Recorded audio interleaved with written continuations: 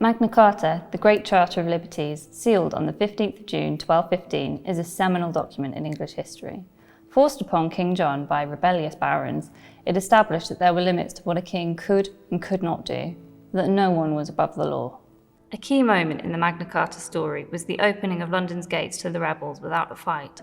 The loss of his capital was a key factor in forcing John to the negotiating table at Runnymede. Here at London Metropolitan Archives, we can see a later copy of Magna Carta, issued under the seal of King Edward I, John's grandson, in 1297.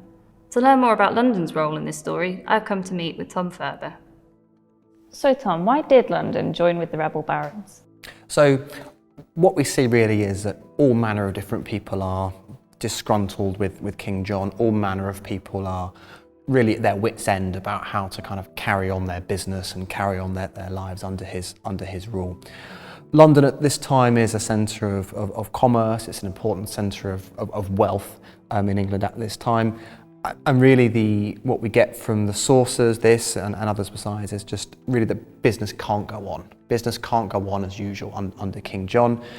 Despite some earlier attempts for John to kind of get London on his side, for example, recognising the ancient rights of the City of London to elect their own mayor, they decide that in this conflict, this civil war, they've got to side with the barons really for the bottom line of it, to sort of keep their wealth and keep their status. It's likely not a decision they reached lightly, but that was what the decision they came to. So the mayor of London at this time was a man called William Hardell, and his name appears in the list of 25 rebel barons.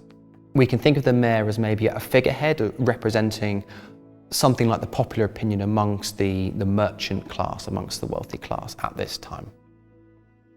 And where do we see the rights and interests of London reflected in the Charter? So most directly in Clause 13, which, to paraphrase, says that London will enjoy its ancient rights and liberties.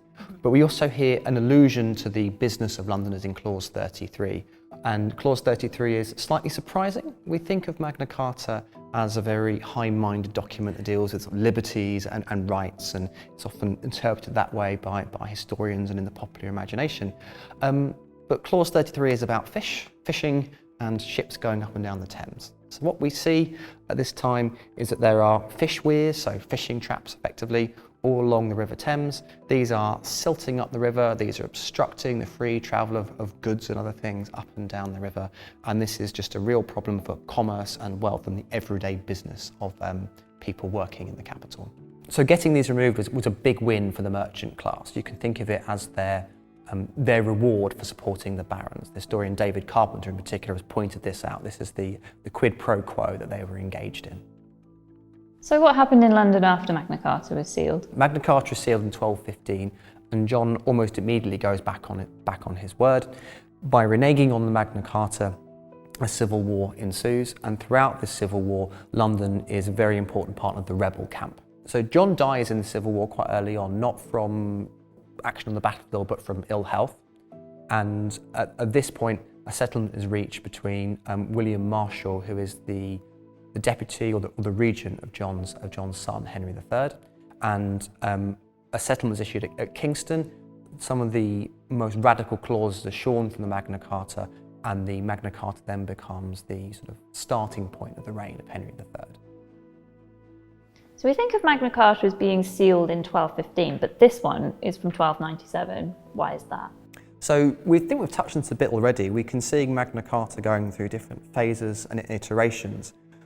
What we see in 1297 is King John's grandson, Edward I, is going to war. He's going to fight Scotland, and at these times he needs something from his lords, his nobles, and they need something from him. He needs money from them, money and support. And this is a chance for them to make sure he doesn't overstep the bounds, to sort of remind him what can happen if he does, and to make sure that he doesn't take, no pun intended, take too many liberties with their support. So because this is a time of war, it's reissued. And there's some clues in this document which link it back both to that time, 1297, and to London as well. So in terms of the date, most obviously, this is King Edward's seal. It's largely intact for a seal of this age. That would be King Edward there on the front, and on the back we'd usually see him on horseback as well. That links it to the time. And there's a few clues on the document itself which link us to London. So you can see it says London here. There's also this little mark in the margin, and that's referring to the clause around London, which we talked about earlier. And one of the things that I really like about it as well is it's got this little attachment, which is sort of separate from the Magna Carta. This is the note. This is, if you like, the cover letter saying to the Sheriff of London, display this item, display it in a prominent place. We can get tripped up into thinking of Magna Carta as this abstract thing, this idea, but it's a real thing. It's a physical thing we can see. It's a textual document linked to disputes and conflicts of a particular time. And these little details, a clerk's hand telling you where to see it, the note on London, and this little cover letter gives us a real sense of that.